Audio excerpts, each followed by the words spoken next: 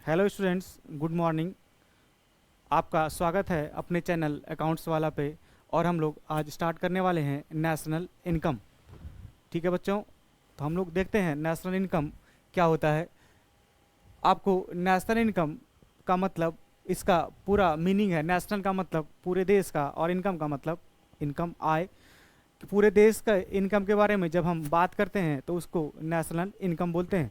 जैसे हम बच्चों, नेशनल इनकम अगर हम बात करें कि हमारे देश में डिफरेंट डिफरेंट लोग जो हैं डिफरेंट डिफरेंट प्रकार से इनकम अर्न करते हैं।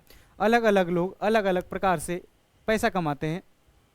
ठीक है बच्चों, तो जो हमारे देश में कोई अगर प्रोडक्शन हो रहा है, जैसे अगर कोई किसान है जो कि वीट का प्रोडक्शन कर रहा है,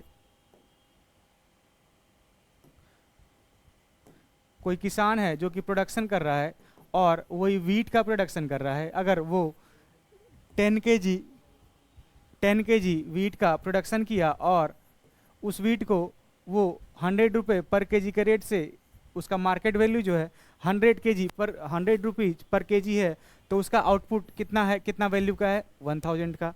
अगर कोई भी टाटा स्टील अगर है, अगर हम अगर हम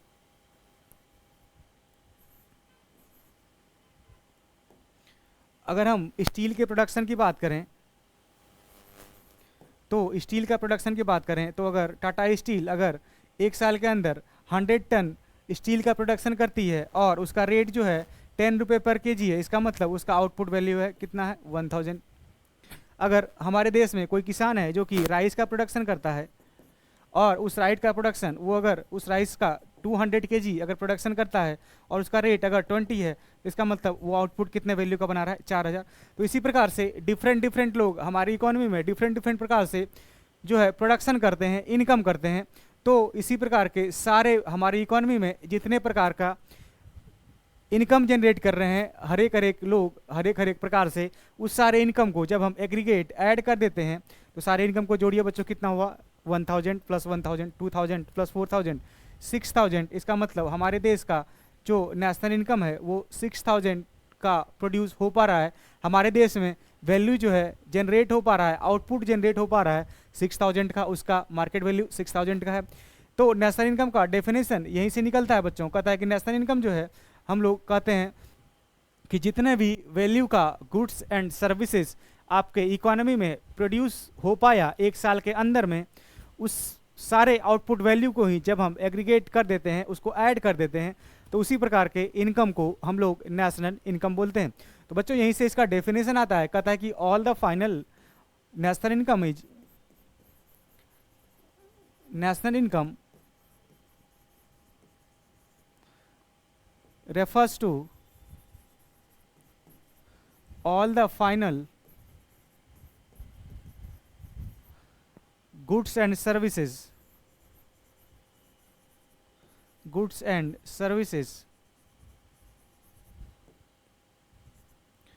produced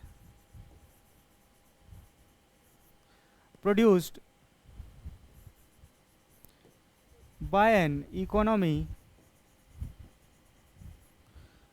during a period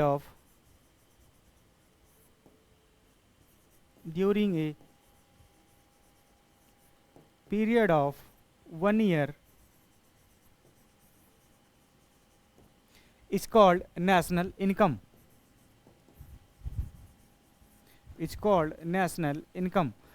बच्चों अगर ये बता रहा है कि एक साल के अंदर में जितना भी सारा गुड्स एंड सर्विसेज का वैल्यू, मतलब आउटपुट जो उसका मनी वैल्यू है, उसी के मनी वैल्यू को ही हम लोग कहते हैं national income. National income refers to all the final goods and services produced by an economy during a period of 1 accounting year. कहता है उस फाइनल गुड्स एंड सर्विसेज का, जो उस फाइनल गुड्स एंड सर्विसेज को जब आप मनी वैल्यू में, मॉनेटरी टर्म में कन्वर्ट कर देते हैं। यहाँ आपको हम बताए कि अगर उस गुड्स का हम लोग 100 क्वांटिटी या 100 यूनिट्स हम प्रोड्यूस कर पाते हैं, तो 100 यूनिट्स, और उसको हम लोग कहता है उसका मनी वैल्यू कितना है, 10, उसको हम मल्टीप्लाई कर देते हैं 10 से, इसका मतलब 1000 हम लोग आउटपुट उसका वैल्यू प्रोड्यूस कर पाए। उसी प्रकार से कहता है स्टील का प्रोडक्शन अगर आप 100 टन कर रहे हैं और उसका प्राइस 10 रुपये पर यूनिट है, इसका मतलब 1000 आप आउटपुट प्रोड्यूस कर पाए। कोई राइस का प्रोडक्शन कर रहा है और उस राइस का प्रोडक्शन अगर 200 यूनिट्स कर रहा है, 200 टन्स कर रहा है या कुछ भी हम मान लें, और उसका प्राइस जो है 20 पर टन है, तो वो इसका मतलब हम लोग कितना 4000 वैल्यू प्रोड्यूस कर पा रहे हैं। तो सारे वैल्यू को जो हमारा मनी वैल्यू है, ये हमारा मनी वैल्यू है, इस मनी वैल्यू को जब हम ऐड कर देते हैं तो उसी को हम लोग नेशनल इनकम बोलते हैं। तो फाइनल गुड्स एंड सर्विसेज जो भी प्रोड्यूस हो पा रहा है उसका मनी वैल्यू जो है, उसके मनी वैल्यू को ही हम लोग नेशनल इनकम बोलें। ठीक है, फर्स्ट डेफिनेशन बच्चों यही है नेशनल इनकम का। इसका एक और डेफिनेशन है जो आप पढ़े होंगे फैक्टर्स ऑफ प्रोडक्शन के बारे में। फैक्टर्स ऑफ प्रोडक्शन बच्चों जनरली फैक्टर्स ऑफ प्रोडक्शन जो है वो 4 होता है, आप पढ़े होंगे फैक्टर्स ऑफ प्रोडक्शन। उसी फैक्टर्स ऑफ प्रोडक्शन पे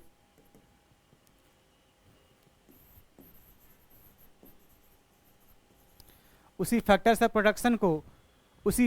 प्रोडक्शन को प्रोवाइड करके जो सोसाइटी में रहने वाले लोग हैं उसको जो इनकम जनरेट होता है, जो लेबर है, अगर लेबर कहीं काम कर रहा होगा तो उसको वेजेज मिल रहा होगा।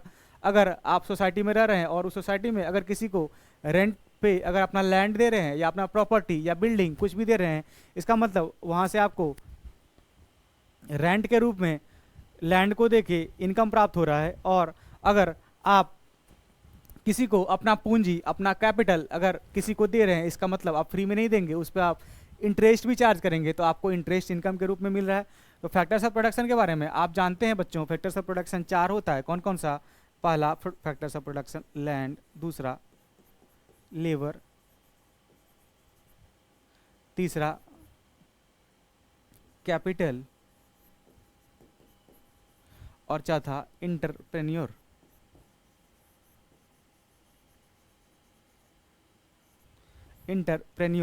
कहता है कि लैंड पे क्या मिलता है, लैंड पे अर्न किया गया इनकम हमको अगर हम लैंड रेंट पे दे रहे होंगे, इसका मतलब जो प्रोड्यूसर है हमको कुछ ना कुछ लैंड के बदले हमको दे रहा होगा। तो लैंड पे रिसीव जो किया जाता है इनकम उसको कहते हैं रेंट। दूसरा कहता है लेबर पे जो आप इनकम, जो लेबर है वो काम कर रहा है तो उसके बदले उसको इनकम प्राप्त हो रहा होगा, तो लेबर को इनकम जो है वेजेज के रूप में मिलता है, या इसको सैलरी भी कह सकते हैं। तीसरा कहता है कैपिटल, अगर आप किसी को कैपिटल, अपना पूंजी, अपना पैसा किसी को अगर दे रहे होंगे तो उस पर आप इंटरेस्ट भी चार्ज कर रहे होंगे, तो इंटरेस्ट पे जो कैपिटल पे जो है इंटरेस्ट मिलता है, इंटरेस्ट।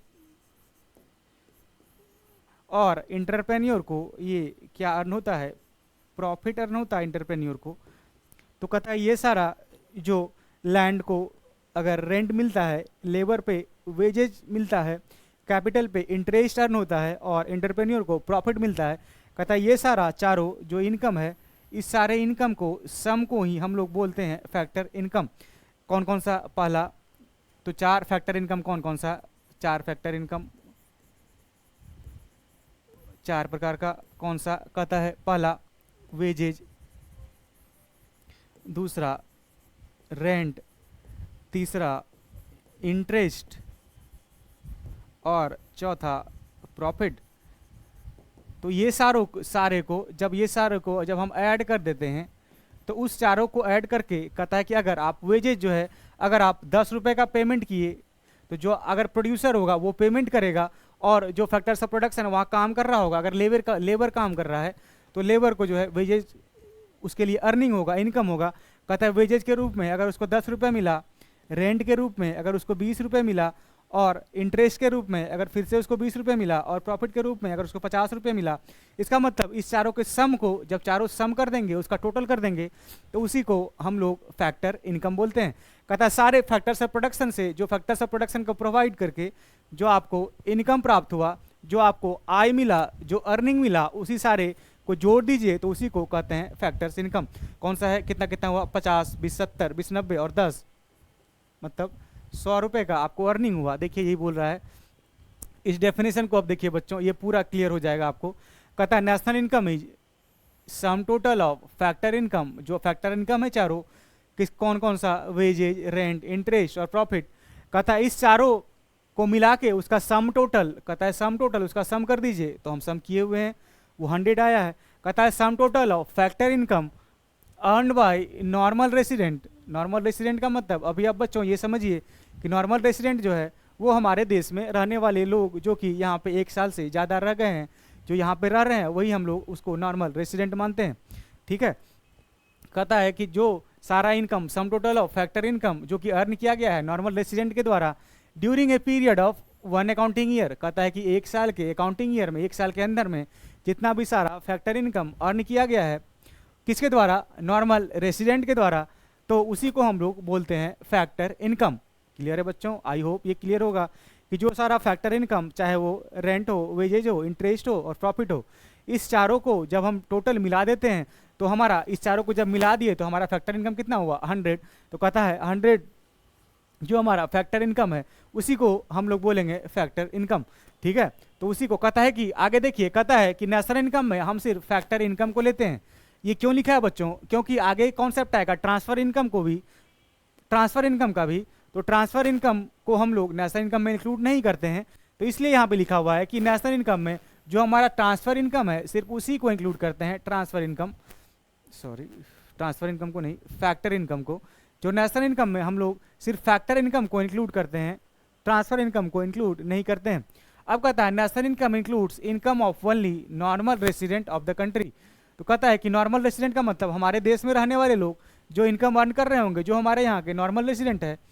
और नॉर्मल रेसिडेंट हम आपको बताए भी कि हमारे देश में रहने वाले लोग जो कि 1 साल से ज़्यादा यहाँ रह रहे होंगे और उसका खाना कमाना, खर्च करना, उसी को कहते हैं प्रोडक्शन, कंजम्पशन, इन्वेस्टमेंट, वो अगर यहीं रह रहा होगा, हो रहा होगा, तो उसी को हम लोग नॉर्मल रेसिडेंट बोलते हैं।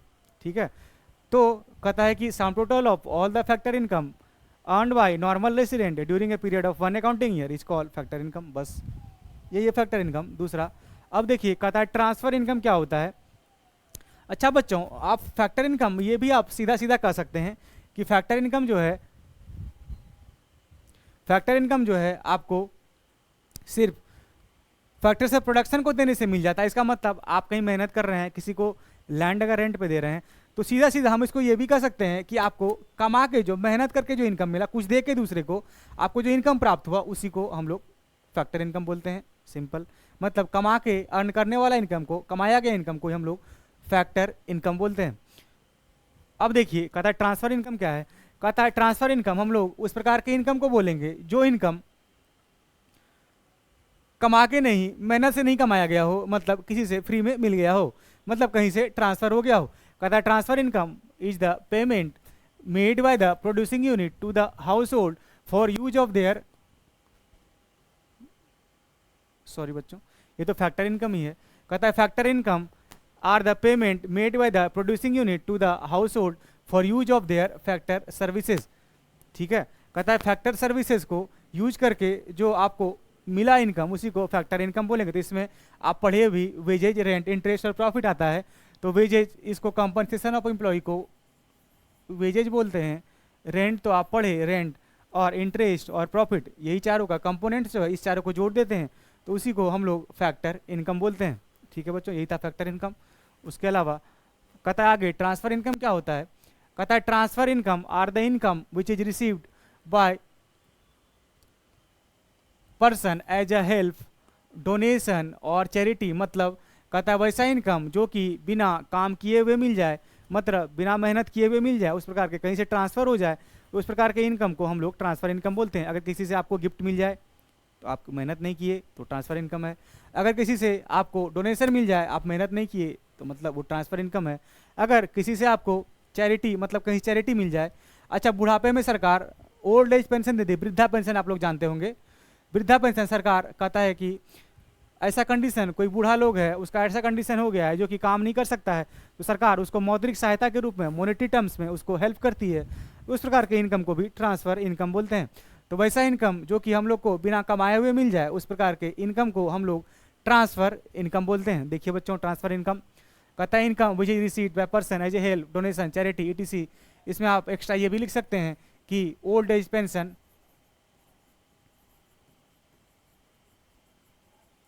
ओल्ड एज पेंशन को भी हम लोग ट्रांसफ़र इनकम बोलते हैं। ठीक है, अब देखिए further as a transfer income is unearned income, आप कमाए नहीं हैं, ऐसे ही मिल गया है। These are not included in the estimation of national income. कहता है ट्रांसफर इनकम को हम लोग नेशनल इनकम में इंक्लूड नहीं करते हैं। इससे पहले वाले स्लाइड में आप पढ़े थे कि सिर्फ हम लोग फैक्टर इनकम को ही हम लोग नेशनल इनकम में इंक्लूड करते हैं। ठीक है, तो याद रखिएगा, only factor income are included in national income, transfer income are not included because they are unearned income, and factor income are earned income by providing factor services. इतना ही है बच्चों। अब देखिए दोनों में डिफरेंस है, जो आप पढ़े वही डिफरेंस है दोनों में। देखिए फैक्टर इनकम ये और ट्रांसफर इनकम ये। कहता है it refers to the payment made by the producer to the household. कहता है कि प्रोड्यूसर जो है उसको जो पेमेंट करना पड़ता है हाउस होल्ड को, हाउस होल्ड का मतलब हम लोग से जो वो लैंड, लेबर, कैपिटल, एंटरप्रेन्योर लेता है, उसके बदले हमको जो पेमेंट करता है in the form of wages, rent, interest, profit. कहता है उसका तो वो पेमेंट बन गया, लेकिन हमारी तरफ से जो हमको मिला, मेरे लिए तो हम हाउस होल्ड है, हम अगर वर्कर हैं, हम काम कर रहे हैं, तो मेरे लिए वो प्रॉफिट हुआ। तो वही बोलता है कि it refers to the payment made by the producer to the household for their use of factor services. अगर आप सर्विसेज, फैक्टर सर्विसेज दे रहे हैं 4 फॉर्म में, वेजेज, रेंट, इंटरेस्ट और प्रॉफिट, जो आपको मिल रहा है उसको देके उसी को हम लोग फैक्टर इनकम बोलते हैं। और ट्रांसफर इनकम कहता है income which is received by person in the form of help, donation, charity. मतलब जो चैरिटी के रूप में, डोनेशन के रूप में, और आपको ओल्ड एज पेंशन के रूप में, मतलब फ्री में जो इनकम मिल जाए, गिफ्ट मिल जाए कहीं से, उस प्रकार के इनकम को ट्रांसफर इनकम बोलते हैं। It is reward for rendering some services, मतलब कुछ काम किया, कुछ सर्विस दिए, वो उसके बदले जो आपको रिवार्ड मिला उसी को हम लोग कहते हैं फैक्टर इनकम। और कहता है कि यह जो रिवार्ड है बिना कमाया हुआ, कहता है it is not a reward for rendering service, it is just a unilateral. Unilateral का मतलब होता है बच्चों एक तरफा। यहाँ पे आपको ये 2 तरफा है, क्योंकि आप काम कर रहे हैं, बदले में आपको पेमेंट मिल रहा है। यहाँ पे तो काम नहीं किया, तो इसको बोलते हैं बायलैटरल, जहाँ पे काम करने के बदले, सर्विस देने के बदले आपको पैसा मिले, तो इसको आप बायलैटरल लिख सकते हैं, बायलैटरल। और मतलब बायलैटरल का मतलब 2 तरफा, आप सर्विस दे रहे हैं, बदले में पैसा मिलता है। और यूनिलैटरल का मतलब होता है एक तरफा, मतलब आप सिर्फ काम नहीं कर रहे हैं, सिर्फ आपको फ्री में पैसा मिल रहा है, पेमेंट विदाउट एनीथिंग रिटर्न। कहता है आप बिना कुछ किए आपको रिटर्न मिल जा रहा है, तो इस प्रकार के इनकम को ट्रांसफर इनकम बोलते हैं। कह रहा है these are included national income, आप पहले भी पढ़े हैं, इसको नेशनल इनकम में इंक्लूड करते हैं। These are not included in national income, इसको नेशनल इनकम में इंक्लूड नहीं करते हैं। इसका example wages, rent, interest, profit है। इसका एग्जाम्पल गिफ्ट, डोनेशन, चैरिटी है। इसमें आप ये भी लिख सकते हैं कि हम लोग ट्रांसफर इनकम जो है वो बायलैटरल होता है, सॉरी फैक्टर इनकम बायलैटरल, और जो हमारा ट्रांसफर इनकम है ये यूनिलैटरल होता है।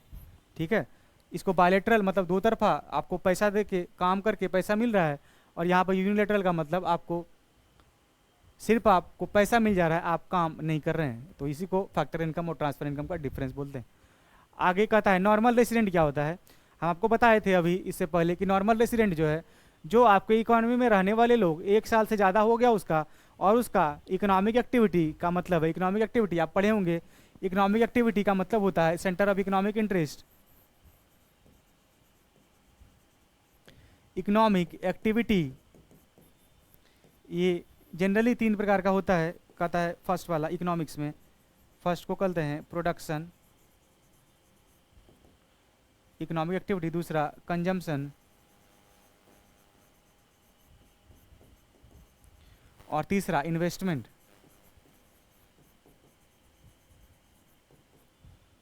तीसरा इन्वेस्टमेंट। कहता है यह सारा आपका एक्टिविटी अगर कहीं भी हो रहा है और वहाँ 1 साल से ज़्यादा दिन तक हो रहा है, आप मोर देन 1 ईयर वो एक्टिविटी अगर कहीं पे भी रह के आप कर रहे हैं, तो आप वहाँ के नॉर्मल रेसिडेंट माने जाएंगे। ठीक है, देखिए क्या बोलता है, a normal resident is said to be who ordinarily reside in the country. अगर आप रह रहे हैं वहाँ पे 1 साल से ज़्यादा, और who centre of economic interest lies in that country, इसी को बोलते हैं बच्चों सेंटर ऑफ इकोनॉमिक इंटरेस्ट। ये उसी का नाम इकोनॉमिक एक्टिविटी भी है। कहता है सेंटर ऑफ इकोनॉमिक इंटरेस्ट का मतलब प्रोडक्शन, कंजम्पशन और इन्वेस्टमेंट। इसको आप हिंदी में खाना कमाना और खर्च करना भी कह सकते हैं। खाना कमाना, प्रोडक्शन का मतलब कमाना, कंजम्पशन का मतलब खाना, और इन्वेस्टमेंट का मतलब आप इन्वेस्ट कर रहे हैं वहाँ पे, खाना कमाना, अर्न करना, ये सब जहाँ पे आपका हो रहा है, तो वहीं पे आप कह सकते हैं कि हम, मेरा जो है सेंटर ऑफ इकोनॉमिक इंटरेस्ट वहीं है, और वहाँ के हम नॉर्मल रेसिडेंट है। लेकिन कंडीशन उसमें क्या है कि वो 1 साल से ज़्यादा होना चाहिए। ठीक है, कहता है person residing in the country for a period of 1 year is taken ए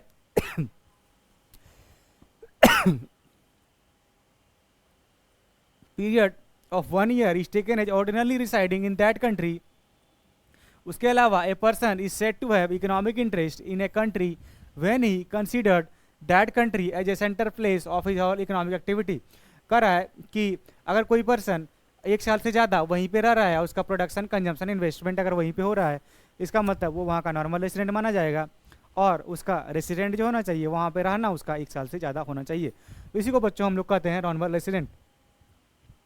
अब कहता है कि डोमेस्टिक और नेशनल कॉन्सेप्ट ऑफ इनकम क्या है।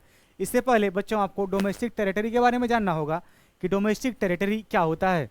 डोमेस्टिक टेरिटरी बच्चों यह एक ज्योग्राफिकल एरिया है, यह एक एरिया है। ज्योग्राफिकल का मतलब आपका जो भौगोलिक एरिया है, ठीक है ना, आपका जो इकोनॉमी का एरिया है, आपका जो इकोनॉमिक टेरिटरी है, आपका जो पूरे देश का एरिया है।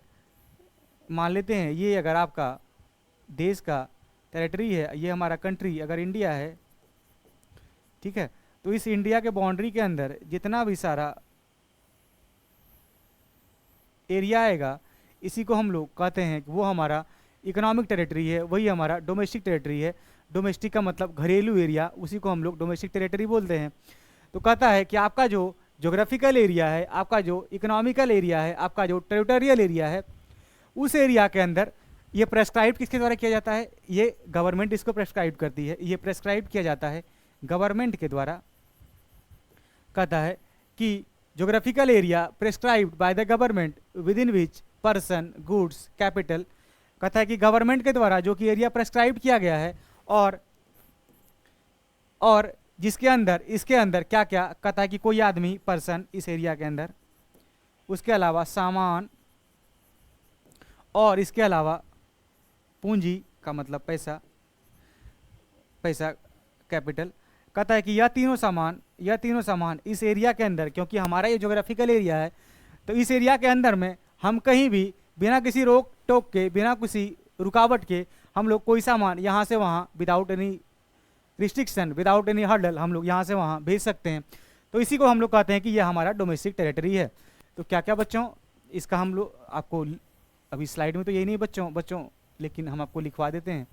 कहता है कि डोमेस्टिक टेरिटरी कि यह एक ज्योग्राफिकल एरिया है, domestic territory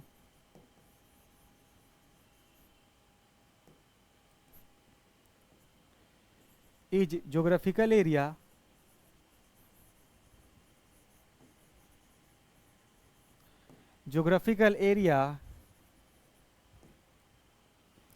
within which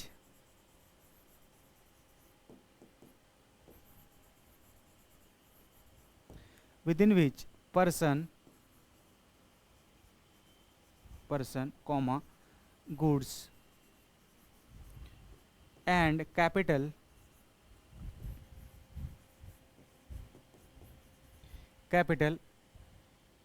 circulate freely. कहता है कि वह उसको हम लोग कहेंगे डोमेस्टिक टेरिटरी। कहता है डोमेस्टिक टेरिटरी यह एक ज्योग्राफिकल एरिया है, ज्योग्राफिकल एरिया जो कि प्रेस्क्राइब किया गया गवर्नमेंट के द्वारा, वो एरिया को गवर्नमेंट ही बताती है, जिसके अंदर कहता है कि कोई भी सामान, चाहे गुड्स का मतलब यही तीनों सामान, यही तीनों। कहता है कि पर्सन पहला आदमी, दूसरा गुड्स और तीसरा कैपिटल। यहाँ पे हम लोग बिना किसी रोक टेक के अगर कोई सामान एक जगह से दूसरे जगह, जैसे अगर हमको यहाँ से सामान मुंबई भेजना हो, यहाँ से सामान दिल्ली भेजना हो, दिल्ली से कोई सामान मंगाना हो, हम लोग बिना किसी रोक टोक के वहाँ से सामान मंगा सकते हैं, भेज सकते हैं। अगर आपको यहाँ से अभी मुंबई जाना है, यहाँ से अभी कलकत्ता जाना है, तो बिना किसी रोक टोक के आप जा सकते हैं। तो कहता है कि पर्सन भी जा सकता है, सामान भी जा सकता है, प्लस आपको पैसा अगर इंडिया में कहीं भी यहाँ से अगर बिना किसी रोक टोक के आपको पैसा यहाँ से भेजना है तो आप वहाँ भी भेज सकते हैं। तो पर्सन, गुड्स और कैपिटल अगर आप सर्कुलेट कर सकते हैं यहाँ से वहाँ बिना किसी रिस्ट्रिक्शन के, तो उसको हम लोग कहते हैं ज्योग्राफिकल एरिया, उसी को डोमेस्टिक टेरिटरी या उसी को टेरिटोरियल इकोनॉमिक टेरिटरी बोलते हैं, या इसी का नाम डोमेस्टिक टेरिटरी है बच्चों। ठीक है, तो देखिए अब आपको समझ में आएगा कि डोमेस्टिक इनकम होता क्या है। कहता है domestic income is sum total of factor income, 4 factor income कौन कौन सा? पहला कंपनसेशन ऑफ एम्प्लॉय का मतलब है वेज, सॉरी हाँ, कंपनसेशन ऑफ एम्प्लॉय का मतलब वेजेज, उसके बाद रेंट, तीसरा इंटरेस्ट और चौथा प्रॉफिट। कहता है ये चारों इसी को फैक्टर इनकम बोलते हैं। कहता है कि जो कि generated within the domestic territory, कहता है जनरेट किया गया है। डोमेस्टिक टेरिटरी का मतलब जोग्राफिकल एरिया, आपके इकोनॉमिक बाउंड्री में, आपके भारत देश के बाउंड्री के अंदर जो भी इनकम जनरेट हुआ है तो उसी को हम लोग डोमेस्टिक इनकम बोलेंगे। कहता है कि generated within the domestic territory of A accounting year, कहता है एक साल के अंदर में आपके उस देश के बाउंड्री के अंदर, आपके जोग्राफिकल एरिया के अंदर, आपके इकोनॉमिक टेरिटरी के अंदर जो भी इनकम अर्न किया गया है, कौन सा income? Factor income, in the form of rent, wages, interest और प्रॉफिट। उसी सारे इनकम को जो आपके जोग्राफिकल बाउंड्री में जनरेट किया गया, उसी के सारे इनकम को हम लोग बोलेंगे कौन सा इनकम? Domestic income. और उसके आगे कहता है कि वह इनकम हो सकता है कि आपके यहाँ रहने वाले लोग के द्वारा जनरेट किया गया हो या कमाया गया हो, या फिर ये भी हो सकता है कि वह इनकम जो है आपके इकोनॉमी में जो बाहर के लोग रह रहे हैं, आपके देश में जो बाहर के लोग रह रहे हैं, अमेरिका वाले लोग यहाँ रहते हैं, चाइना वाले लोग भी रहते हैं काम करने के पर्पज से, कमाने के पर्पज से, तो कहता है कि आपके बाउंड्री के अंदर, आपके इकोनॉमिक बाउंड्री में जनरेट हुआ है। अगर इंडिया में अगर चाइना वाला लोग भी यहाँ पे आके पैसा कमाता है तो हमारे इंडिया के टेरिटरी में, वो हमारे देश के अंदर है। तो कहता है आपके रहने वाले लोग को हम लोग कहते हैं नॉर्मल रेसिडेंट, और जो आपके यहाँ का नहीं है, जो बाहर का लोग यहाँ के कमा रहा है, उसको नॉन रेसिडेंट। तो कहता है कि domestic income is sum total of factor income, और वो 4 ही प्रकार से कमाता है। कौन कौन सा? Wages, rent, interest, profit. कहता है compensation of employ, rent, interest, profit generated within the domestic territory of a country no matter who generate it. कहता है यह मैटर नहीं करता है कि आपके यहाँ के लोग रहने वाले वो उसको कमाए हैं कि बाहर वाले लोग वो यहाँ रह के कमाए हैं। ये बात आपको सिर्फ देखना है कि आपके डोमेस्टिक बाउंड्री के अंदर, आपके देश के अंदर, आपके जोग्राफिकल एरिया के अंदर वो जो है इनकम जनरेट हो रहा है कि नहीं। तो अगर वो इनकम आपके जोग्राफिकल एरिया के अंदर जनरेट हो रहा है, चाहे वो आपके द्वारा, आपके रहने वाले लोगों के द्वारा किया जा रहा है या फिर बाहर से आए लोग के द्वारा जनरेट किया जा रहा है, तो उस प्रकार के इनकम को हम लोग डोमेस्टिक इनकम बोलते हैं। यही आपका डोमेस्टिक इनकम, और इसको जो है रिप्रेजेंट हम लोग एनडीपीएफसी से करते हैं। इसको रिप्रेजेंट करते हैं हम लोग एनडीपीएफसी, इसको रिप्रेजेंट करते हैं, इसी को एनडीपीएफसी से, और इसी को कहते हैं हम लोग डोमेस्टिक इनकम। तो बच्चों इसी को हम लोग डोमेस्टिक इनकम कहते हैं। अब कहता है नेशनल इनकम क्या है? कहता है नेशनल इनकम में भी वही 4, कौन कौन सा? Wages, rent, interest, profit. कहता है उस प्रकार का इनकम जो कि जनरेट किया गया हो, sum total of all the factor income. कहता है कि वैसा इनकम जो कि जनरेट किया गया हो in the form of compensation of employ, rent, interest और प्रॉफिट। कहता है उस प्रकार का इनकम जो कि जनरेट किया गया हो इस प्रकार के चारों के रूप में, earned by the normal resident of a country. कहता है नॉर्मल रेसिडेंट के द्वारा, नॉन रेसिडेंट के द्वारा नहीं। कहता है कि सब जो नॉर्मल रेसिडेंट आपके यहाँ का है वो अगर जनरेट कर रहा है तो उस प्रकार के इनकम को हम लोग नेशनल इनकम बोलेंगे। कहता है ये मैटर नहीं करता है कि वो कहाँ जनरेट कर रहा है। देखिए कहता है no matter where it is generated within the domestic territory और आउटसाइड। कह रहा है कि आपके डोमेस्टिक टेरिटरी के अंदर वो कर रहा है कि बाहर कर रहा है, ये मैटर नहीं करता है। अगर आपका लोग चाइना में रह के भी कमा रहा है तो आपके डोमेस्टिक टेरिटरी का हिस्सा है, वो आपके यहाँ का आदमी है, तो वो आपके यहाँ के इनकम माना जाएगा। तो इस प्रकार के इनकम को याद रखिएगा, ये सिर्फ जो है नॉर्मल रेसिडेंट के द्वारा किया गया, जनरेट किया गया इनकम है। तो इस प्रकार के इनकम को हम लोग नेशनल इनकम बोलते हैं। और डोमेस्टिक इनकम में normal resident plus non resident दोनों अगर जनरेट कर रहा होगा तो इस प्रकार के इनकम को हम लोग डोमेस्टिक इनकम बोलते हैं। यही था बच्चा आपको डोमेस्टिक इनकम, और इसको रिप्रेजेंट करते हैं डोमेस्टिक इनकम को एनडीपीएफसी से, और नेशनल इनकम को रिप्रेजेंट करते हैं एनएनपीएफसी से। इसको याद रखिएगा आप, इसको रिप्रेजेंट करने का तरीका है एनएनपीएफसी, और ये यहाँ देखिए ये डिनोट किया गया है एनएनपीएफसी से। ठीक है बच्चों, इसी को हम लोग डोमेस्टिक इनकम और नेशनल इनकम बोलते हैं। देखिए जो आपको डोमेस्टिक टेरिटरी बताए थे पहले ही वो आ गया। देखिए कहता है domestic territory geographical territory administrated by the government with in which person, goods and capital circulate freely. कहता है डोमेस्टिक टेरिटरी, अगर ये आपका एरिया, ये तो आपको बता दिए हम, फिर से बता देते हैं, अगर ये आपका ज्योग्राफिकल बाउंड्री है, ये आपका भारत का नक्शा है, भारत का एरिया है, इस एरिया के अंदर अगर ये इंडिया है तो इस एरिया के अंदर जितना भी सारा गुड्स, कैपिटल और पर्सन फ्रीली सर्कुलेट कर सकता है। कोई भी यहाँ से वहाँ जा सकता है, वहाँ से यहाँ आ सकता है। इसके अंदर मान लेते हैं ये दिल्ली है, ये दिल्ली, ये मान लेते हैं कि हमारा मुंबई है, मुंबई है, तो यहाँ से यहाँ कोई भी सामान आसानी से भेजा जा सकता है, यहाँ से यहाँ कोई भी सामान आसानी से भेजा जा सकता है। यहाँ से यहाँ कहता है कि कैपिटल आप पैसा को भेज सकते हैं, यहाँ से यहाँ आप पैसा को भी भेज सकते हैं। तो कहता है आसानी से आप भेज सकते हैं जहाँ से जहाँ, तो वहाँ आपका एरिया है, तो वो डोमेस्टिक टेरिटरी है आपका, बस इससे ज़्यादा कुछ नहीं है इसमें बच्चों। ठीक है, उसी को कहते हैं हम लोग डोमेस्टिक टेरिटरी। इस आगे बच्चों, हाँ अब देखिए, अब कहता है, देखिए यहीं से बच्चों, यहाँ से इंपॉर्टेंट कॉन्सेप्ट शुरू होता है। यहाँ से जो है आपका नेशनल इनकम का प्रैक्टिकल पोर्शन चालू होता है, न्यूमेरिकल बनाने का फॉर्मूला यहीं से चालू होता है। आप अभी पढ़े कि डोमेस्टिक इनकम और नेशनल इनकम कौन कौन सा होता है। तो बच्चों देखिए, यहाँ कहता है our domestic income does not include factor income earned by non resident within the domestic territory of country. आप डोमेस्टिक इनकम के बारे में पढ़े कि डोमेस्टिक इनकम में जो इनकम, चाहे वो आपके एरिया के अंदर अगर जनरेट किया गया हो, चाहे वो आपके द्वारा किया गया हो या दूसरे के इन लोगों के द्वारा किया गया हो, तो उस प्रकार के इनकम को डोमेस्टिक इनकम बोलते हैं। और नेशनल इनकम के बारे में आप पढ़े कि नेशनल इनकम हम लोग उस प्रकार के इनकम को बोलते हैं जो कि हमारा सिर्फ डोमेस्टिक रेसिडेंट के द्वारा, मतलब हमारे रहने वाले लोगों के द्वारा जनरेट किया जाता है, उसी को कहते हैं हम लोग नेशनल इनकम। तो देखिए कहते हैं our domestic income does not include factor income earned by non resident within the domestic territory of a country.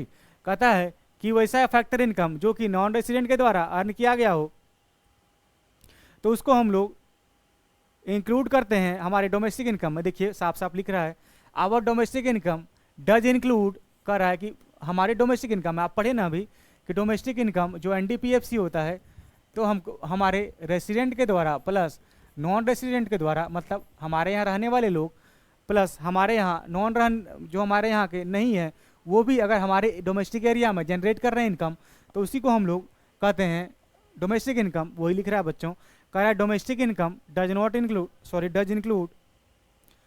Does include factor income earned by non resident within the domestic territory of country. तो non resident के द्वारा अगर income earn किया गया हो, तो उसको भी हम लोग कहते हैं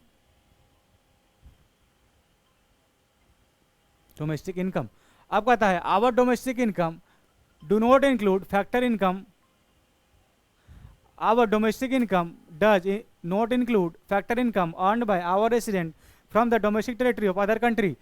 कह रहा है कि अदर कंट्री का जो लोग हमारे यहाँ इनकम अर्न कर रहा होगा, साफ साफ लिख रहा है बच्चों, देखिए आवर डोमेस्टिक इनकम, ये छूट गया बच्चों यहाँ पे, प्रिंटिंग मिस्टेक है, टाइपिंग। कह रहा है कि our domestic income does not include factor income earned by our resident from the domestic territory of other country. Our resident का मतलब हमारे लोग, कर रहा है हमारा लोग जो कि फैक्टर इनकम अर्न कर रहा है, उसको हम लोग इसमें इंक्लूड नहीं करेंगे हमारे domestic territory of other country. कर रहा है अदर कंट्री का, तो देखिए उसी का यहाँ पे फॉर्मूला लिखा है, देखिए domestic income equal to national income minus NFIA net factor income from abroad. बच्चों हम आपको इसको अपने से एक और अच्छे फॉर्म में समझाते हैं। देखिए मान लेते हैं ये आपका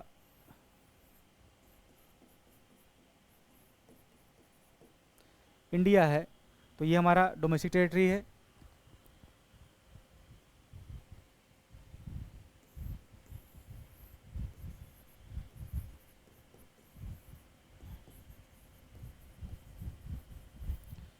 ये रेस्ट ऑफ द वर्ल्ड है। कहता है कि इस इंडिया के अंदर, इस इंडिया में रहने वाले लोग, चाहे वो रेसिडेंट हो प्लस ये नॉन रेसिडेंट हो, NR प्लस नॉन रेसिडेंट।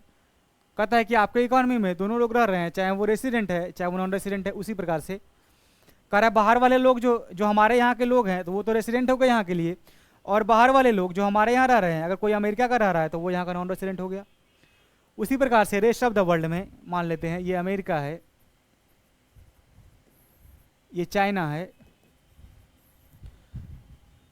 तो अमेरिका और चाइना में हमारे भी कुछ लोग तो अमेरिका और चाइना में रह रहे होंगे पक्का। तो अमेरिका में जो लोग रहते हैं या चाइना में जो हमारे लोग वहाँ रह रहे हैं, मान लेते हैं सोनू कोई है जो कि अमेरिका में रहता है, कोई मोनू है जो कि चाइना में रहता है, ठीक है। तो जिस प्रकार से बाहर वाले लोग हमारे यहाँ आके नॉन रेसिडेंट बन गए, उसी प्रकार से हमारे लोग बाहर में जाके वहाँ का नॉन रेसिडेंट बन जाएंगे। तो वहाँ के लोकल रहने वाले लोग वहाँ के लिए रेसिडेंट होंगे, और हमारे यहाँ के लोकल रहने वाले लोग वो हमारे लिए रेसिडेंट हैं। तो बताइए बच्चों, जब मोनू और सोनू यहाँ अमेरिका में जाके पैसा कमा रहा होगा तो अपना इनकम वो कमा के यहाँ से लाएगा ना अपने घर, इंडिया में लाएगा, ठीक है। उसके अलावा जो मान लेते हैं कि अमेरिका वाला लोग, ये जॉन है, ये ट्रंप है, कहता ये सब जो अमेरिका का लोग या चाइना का जिनपिंग है जो इंडिया में रह रहा है, कहता ये सारे लोग जो इनकम कमाएगा वो यहाँ से अपने घर ले जाएगा ना। तो ये लोग यहाँ से पैसा कमाया, ये लोग अपना घर ले गया, अमेरिका और चाइना, ठीक है। तो बच्चों जो इनकम कहता बाहर वाला लोग जो हमारे यहाँ रह के कमा रहा है वो अपने घर ले जाएगा इनकम।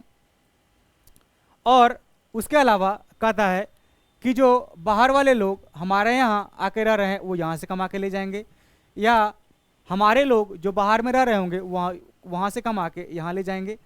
तो कहते हैं कि जो लोग बाहर वाले लोग हमारे यहाँ रह रहे हैं यहाँ से कमा के वो ले जाएंगे, तो उसी को हम लोग कहते हैं फॉरेन इनकम टू अब्रॉड। और जो हमारे लोग जो बाहर रह रहे हैं वहाँ से कमा के लाएंगे उसको कहते हैं फॉरेन इनकम फ्रॉम अब्रॉड। देखिए ये कहते हैं, एक को कहते हैं FIFA foreign income from abroad और एक को कहते हैं FITA foreign income to abroad.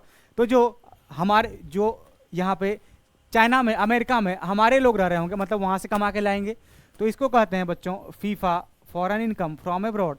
इसका फुल फॉर्म है फीफा, इसको फुल फॉर्म लिखते हैं फॉरेन इनकम फ्रॉम अब्रॉड।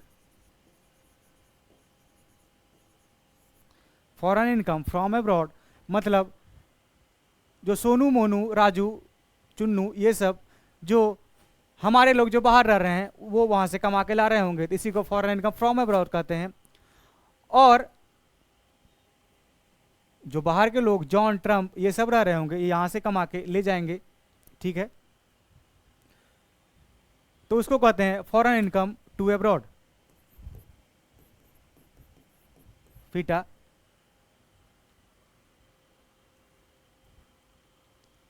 ठीक है। तो बच्चों फीफा और फीटा के डिफरेंस को ही हम लोग कहते हैं net factor income from abroad, ठीक है बच्चों। इसको साफ से, यहाँ पे जगह नहीं है बच्चों, लेकिन हम फिर से और एक बार इसको समझाने की कोशिश करते हैं।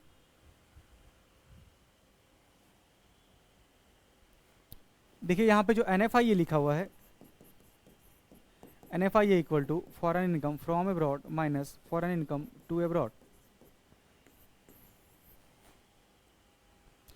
ठीक है। Foreign income from abroad minus foreign income to abroad, इस दोनों के डिफरेंस को ही हम लोग कहते हैं net factor income from abroad. देखिए यहाँ पे NFIA ये क्लियर नहीं होगा अभी आपको, लेकिन बच्चों आप मान लीजिए कि अगर जो लोग हमारे लोग जो बाहर रह रहे थे वहाँ से कमा के, ये वहाँ से कमा के यहाँ अपने घर लाए, ठीक है, और सोनू, मोनू, चुन्नू वहाँ से कमा के यहाँ लाए, और जो जॉन और ये सब रह रहा था ये यहाँ से कमा के ये ले गया बाहर, अमेरिका, चाइना, ये सब, ठीक है। तो कहते हैं जो बाहर वाले लोग यहाँ से कमा के ले गए, मतलब ये यहाँ से कमा के ले गए, मतलब फॉरेन इनकम टू अब्रॉड कहते हैं इसको, FITA foreign income to abroad, जो जॉन ट्रंप ले गया यहाँ से। और उसके अलावा कहता है जो सोनू, मोनू, चुन्नू जो वहाँ पे रह के हमारे लोग जो बाहर रह रहे थे वहाँ से कमा के लाए, तो इसी को हम लोग कहते हैं फॉरेन इनकम फ्रॉम अब्रॉड। तो इस दोनों के बीच के डिफरेंस को, इस दोनों के बीच के डिफरेंस को, इस दोनों के बीच के डिफरेंस को ही हम लोग NFIA, जगह नहीं है बच्चों यहाँ पर, हम इसको मिटा के फिर से और एक बार इसको लिखने की कोशिश करते हैं। अगर आप लोग लिखिएगा तो 2 मिनट इसको आप होल्ड करके लिख सकते हैं।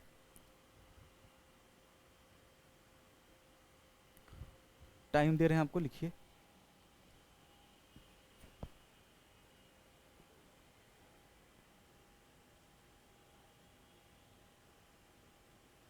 हेलो,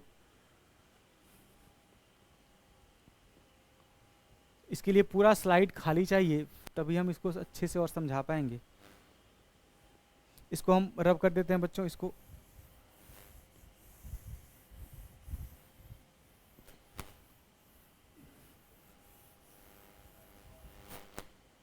मैं फिर से और एक बार बताता हूँ आपको, ये प्रॉपर जगह नहीं, छोटा छोटा लिखना पड़ेगा यहाँ पे। देखिए ये इंडिया हम बनाते हैं, फिर से बताते हैं क्योंकि जगह नहीं था बच्चों, तो थोड़ा आपको समझने में दिक्कत होगा, हमको अच्छा से हम ड्रॉ नहीं कर पाए। और ये रेस्ट ऑफ द वर्ल्ड है, ROW, rest of the world, जिसमें कि अमेरिका है, ये चाइना है, ये रसिया है। ठीक है, तो हम आपको बताए बच्चों, आपको हम NFI बता रहे हैं क्या होता है। कहता है कि इंडिया में जो लोग रह रहे होंगे वो यहाँ के रेसिडेंट हुए, और जो लोग बाहर के रह रहे होंगे यहाँ के नॉन रेसिडेंट हुए। तो मान लेते हैं कि बाहर के कुछ लोग, अमेरिका के कुछ लोग, जो कि जॉन ट्रम्प और भी जिनपिंग, ये सारे लोग रह रहे होंगे। और हमारा लोग जो कि अमेरिका में रह रहा होगा, तो मान लेते हैं सोनू मोनू, या चाइना में कहीं भी रह रहा होगा। तो सोनू मोनू अगर रह रहा है, सोनू मोनू अगर ये रह रहा है बाहर, तो कहता है सोनू मोनू अगर हमारे यहाँ का है तो वो कमाएगा तो अपना घर भेजेगा ना, वो इनकम, वो घर भेजेगा ना इनकम। तो कहता है जब वो घर भेजेगा इनकम, तो इसी को, क्योंकि वो बाहर से कमा के लाए ना, तो इसी को कहते हैं फॉरेन इनकम फ्रॉम अब्रॉड। इसका फुल फॉर्म होता है, शॉर्ट में इसको फीफा लिखते हैं, इसको फॉरेन इनकम फ्रॉम अब्रॉड। और देखिए अब कह रहा है जो जॉन ट्रम्प ये सब यहाँ कमा रहा है, तो ये सब अपना इनकम जॉन ट्रम्प यहाँ से लेके जाएगा ना अपने घर, अमेरिका चाइना, इसको कहते हैं फॉरेन इनकम टू अब्रॉड। इसका शॉर्ट फॉर्म है फीटा, इसको बोलते हैं फॉरेन इनकम टू अब्रॉड। ठीक है बच्चों। अच्छा, मान लेते हैं कि यहाँ से कमा के जो ले गया, फीटा जिसको बोलते हैं फॉरेन इनकम टू अब्रॉड, वो लोग जो John Trump XY this that जो भी था, वो लोग यहाँ से लेके ले गया कमा के अगर 100 रुपया, तो मतलब अमेरिका चाइना वाला यहाँ हमारे यहाँ 100 रुपया लेगा कमा के, किस प्रकार से, in the form of wages, rent, interest, profit. और फिर जो हम लोग का लोग जो रसिया अमेरिका चाइना में रह रहा है, सोनू मोनू चुन्नू मुन्नू, वो सब वहाँ से कमा के लाया, मान लेते हैं हम 200 रुपया। तो बताइएगा बच्चों, इस दोनों को डिफरेंस को ही कहते हैं नेट कीजिए दोनों को, तो नेट में आपका पता चले कि आप कितना कमाए, क्या आप ज़्यादा कमा पाए कि आपका यहाँ से लोग जो बाहर का यहाँ रह रहा था वो कमा के यहाँ से ले गया ज़्यादा। तो देखिए ये फॉरेन इनकम फ्रॉम अब्रॉड जो है ये 200 रुपये का है, मतलब जो चुन्नू मुन्नू और सोनू वहाँ से कमा के लाया वो 200 रुपये का था, और जॉन ट्रम्प ये सब कमा के ले गया यहाँ से 100 रुपये का। ठीक है, तो कहता है आप क्या कीजिए, दोनों का डिफरेंस निकालिए, उस दोनों का जो डिफरेंस होगा हम पता करेंगे कि नेट में हम जो है उतना ही पैसा कमाए, हमारा देश का फायदा मतलब उतना ही हुआ, उतना ही हम लोग, हमारा देश का लोग ज़्यादा कमाया। तो इसी का डिफरेंस को कहते हैं net factor income from abroad. देखिए कहता है net factor income abroad, net factor income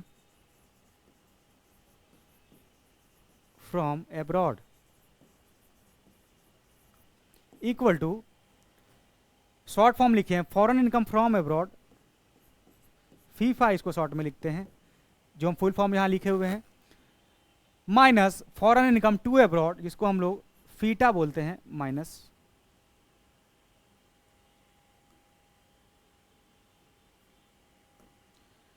FITA foreign income to abroad FITA. तो बताइए फीफा कितना दिया हुआ आपके क्वेश्चन में, कहता है कि फॉरेन इनकम फ्रॉम अब्रॉड मतलब हमारे यहाँ का लोग जो बाहर रह रहा था 200 रुपये कमाया, माइनस कहता है कि FITA foreign income to abroad मतलब हमारे यहाँ से लोग कमा के ले गया, मतलब हमारे देश से वो ले गया होगा, मतलब हमको पेमेंट करना पड़ा होगा, तो हमारे लिए खर्चा है, इसका मतलब 100 रुपया ले गया। इसका मतलब 200 रुपया हम विदेश से दुनिया से कमा के लाए, और हमारे यहाँ से लोग बाहर वाले लोग 100 रुपया कमा के ले गए, मतलब अभी भी हम फायदा में है 100 रुपया। तो देखिए कहता है नेट में आप कितना कमाए, for net factor income from abroad कितना हुआ, बाहर से आप कितना कमाए नेट में। कहता है बाहर वाला हमारे यहाँ से 100 रुपये लेते गया और हमारे लोग बाहर से 200 रुपये कमा के लाए, तो नेट में तो 100 रुपये अभी भी हम फायदे में हैं। तो नेट फैक्टर इनकम अब्रॉड का मतलब foreign income from abroad FIFA minus foreign income to abroad, क्या हो गया ये 200 माइनस 100 इक्वल टू 100, यही हो गया आंसर। बस यही है नेट फैक्टर इनकम अब्रॉड। कहता है कि foreign income from abroad minus foreign income to abroad, दोनों को माइनस कर दीजिए तो उसी को हम लोग कहते हैं net factor income from abroad. आप याद रखिएगा NFI है, net factor income from abroad का मतलब foreign income from abroad minus foreign income to abroad, FIFA minus FITA, इसी को हम लोग net factor income from abroad बोलते हैं। ठीक है बच्चों, अब देखिए एक कॉन्सेप्ट है ग्रॉस का और नेट का। ग्रॉस और नेट कॉन्सेप्ट क्या होता है। कहता है ग्रॉस और नेट क्या होता है, आप जब आपको समझाते हैं हम ग्रॉस और नेट। कहता है नया नया कोई सामान आप खरीदने जाते हैं, मान लेते हैं आप मोबाइल खरीदने जा रहे हैं और मोबाइल के दुकान में आप जाते हैं खरीदने के लिए, तो पूछते हैं मोबाइल का दाम कितना है भैया। तो दुकानदार बोलता है मोबाइल का दुकान दाम जो है 20,000 रुपये है, ठीक है। और कहता है 20,000 रुपया में आप सामान तो खरीद लिए 20,000 रुपये का, अब उसको खरीद के लाए घर, यूज करना शुरू किए, साल भर बीत गया। अब जो है, अब आप जब देखे होंगे साल भर के बाद जब किसी को आप चाहते हैं कि मोबाइल बेच लें, या जब उसका आप रियलाइजेबल वैल्यू निकालेंगे बाद में, जब कैलकुलेट करेंगे कि वो सामान कितना का है, अब तो यूज करने के बाद 1 साल के बाद वो सामान उतना का नहीं बचेगा। तो कहता है कि जिस टाइम आप सामान खरीदते हैं वही उसका ग्रॉस वैल्यू कहलाता है, उसी टाइम के वैल्यू को, मतलब न्यू वैल्यू में जब आप सामान खरीदते हैं तो वो ग्रॉस वैल्यू का है, और जब आप उस सामान का एक्चुअल वैल्यू जब उसको यूज करने के बाद निकालते हैं तो वो उतना नहीं रहता जितना पहले रह गया था। कहता है नेट वैल्यू जब आप निकालने के लिए गए थे उसका, जब उसका कैलकुलेट किए तो लास्ट में उसका वैल्यू जो है कहता है अब 15,000 का ही मिल रहा है साल भर के बाद। ये क्यों हो गया बच्चे, ये 15,000 का वैल्यू क्यों हो गया। तो अकाउंट्स के भाषा में या इकोनॉमिक्स के भाषा में, अकाउंटिंग टर्म में, कॉमर्स के टर्म में इसको डेप्रिसिएशन, आप पढ़े होंगे अकाउंट्स में, इसको डेप्रिसिएशन बोलते हैं, क्योंकि उस सामान पे डेप्रिसिएशन चार्ज हो गया। उस सामान पे जो उसका वैल्यू था, एक्चुअल वैल्यू यूज करने के बाद वो उतना नहीं रह गया, वो वैल्यू उतना नहीं बचा, मतलब कुछ ना कुछ डेप्रिसिएट कर गया। तो इसी दोनों के बीच के वैल्यू को, जो ग्रॉस वैल्यू और नेट वैल्यू के बीच के डिफरेंस को हम लोग कहते हैं डेप्रिसिएशन। डेप्रिसिएशन, इसी दोनों के बीच के वैल्यू को हम लोग डेप्रिसिएशन बोलते हैं। और यहीं से एक फॉर्मूला का इमर्ज होता है, यहीं से एक फॉर्मूला कहता है कि अगर आपको ग्रॉस वैल्यू है और नेट वैल्यू आपको निकालना है, या आपके पास, अगर आपके पास क्वेश्चन देखिए बच्चों, कहता है ग्रॉस वैल्यू जो है जी ग्रॉस वैल्यू अगर उस सामान का 20,000 रुपये था, और कहता है कि नेट वैल्यू जो है उस सामान का अब अगर 15,000 रुपया बचा, तो बताइए डेप्रिसिएशन आपका कितना हुआ, कितना डेप्रिसिएशन चार्ज हुआ। तो डेप्रिसिएशन निकालने के लिए अगर हम ग्रॉस वैल्यू में से नेट वैल्यू को माइनस कर दें, जो हमारा जीवी है उससे एनवी अगर माइनस कर दें, तो 20,000 माइनस 15,000 इक्वल टू 5,000 हमारा हो गया, यही हो गया डेप्रिसिएशन, ठीक है। तो यहीं से बच्चों एक फॉर्मूला का इमरजेंस होता है। अगर आपके पास ग्रॉस वैल्यू है और आपको नेट वैल्यू निकालना है, या अगर आपके पास डेप्रिसिएशन है और ग्रॉस वैल्यू है उससे नेट वैल्यू निकालना है, तो यहीं से एक फॉर्मूला का इमरजेंस होता है। कहता है कि नेट वैल्यू बराबर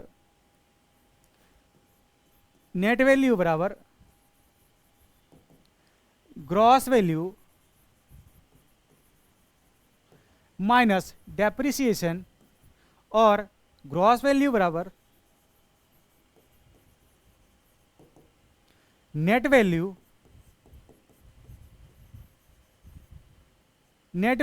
प्लस डेप्रिसिएशन।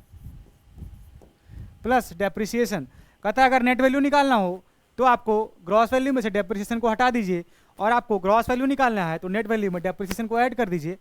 इस पे एक आपको प्रॉब्लम हम सिखाते हैं बनाने के लिए।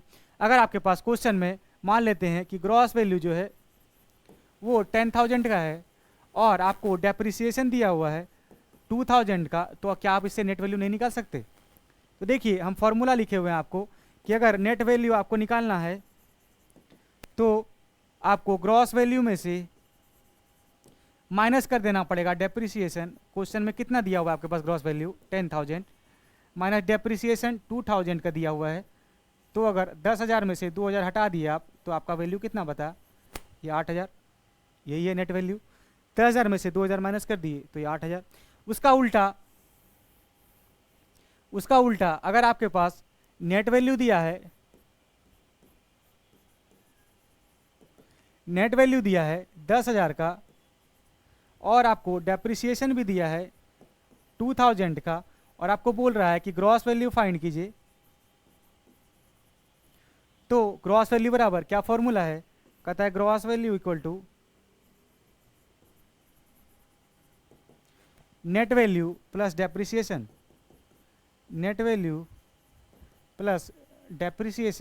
तो नेट वैल्यू कितना दिया हुआ है क्वेश्चन में 10,000 प्लस डेप्रिसिएशन 2,000, तो इक्वल टू ये 12,000 हो जाएगा। ये बहुत आसान है बच्चों, ये आंसर हो जाएगा। अच्छा, अगर डेप्रिसिएशन आपको निकालना हो अगर डेप्रिसिएशन निकालना हो तो डेप्रिसिएशन निकालने के लिए आप ग्रॉस वैल्यू में से नेट वैल्यू हटा दीजिए, तो डेप्रिसिएशन निकाल देते हैं। आप इसको बच्चों इस प्रकार से भी लिख सकते हैं, ये अगर लिख लिए होंगे आप,